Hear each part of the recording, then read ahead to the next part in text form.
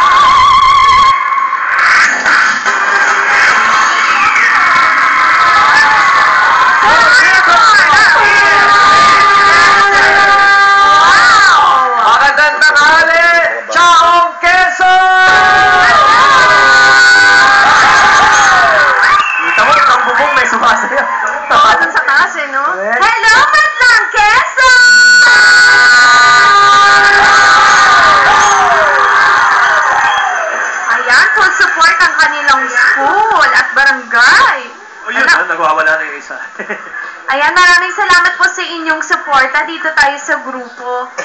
Ang liliit nila! Ilan taon na ba kayo? 8 po. 8, between 8 and ano yung age ninyo? Yung pinakamatanda sa grupo, ilang 54. taon? 54? What?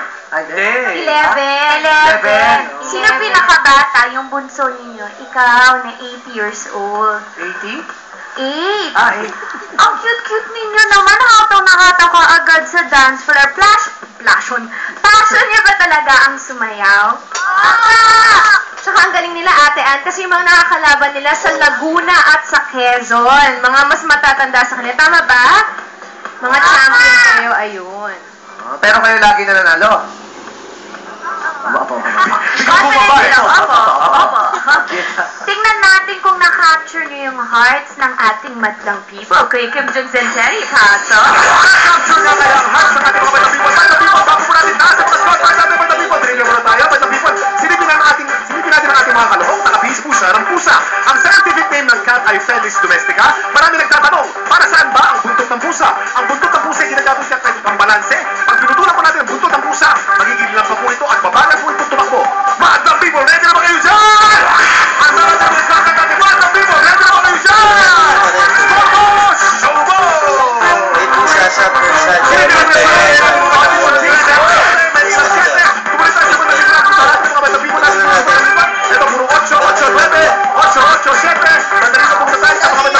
mga TFC subscribers from San Jose, California. Yan, tayo na, San Jose. Okay, isama po ako din. Okay, Mami? Ang binigay niyo score po. Teka muna, matagal na po ba kayo sa States, ma'am? Kulang-kulang 10 years. 10 years. Naku, Valentine's Day po bukas, Mami. Kamusta po ang mister niyo? Nandun po ba sa Amerika? Sumalangit, no? Ang kanyang kaluluwa. Abiyuda na po kayo. Opo. Okay. Pero, bale, 9 po ang score nyo.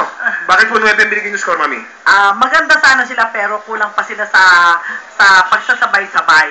Oh. Hindi pa sila medyo finesse ang kanilang mga... Kulang sa Pines. Oo. Ayun. Okay, Mami.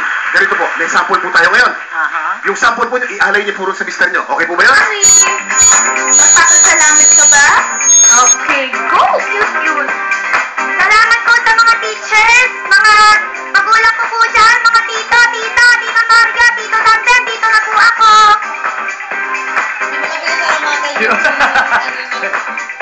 Yun na? Okay na? Sila mami, daddy ko po dyan, sa Marikina po. Salamat sa inyo, kids. Yung pinakapogi ko po dyan, Mayor, Wow! si Mr. Roderick Kumani po. Ayun, ayan, oh. Guwapo si Mayor, ha? Thank you. At gusto naman din natin batiin ng happy birthday si Mr. M. Happy birthday, Mr. M. Mr. N, happy birthday! At sa mga pinsan ko, Victor and Lauren, happy 18th birthday there back in Oz. Happy birthday. Ayan, now let us hear it from our sample king, Mr. John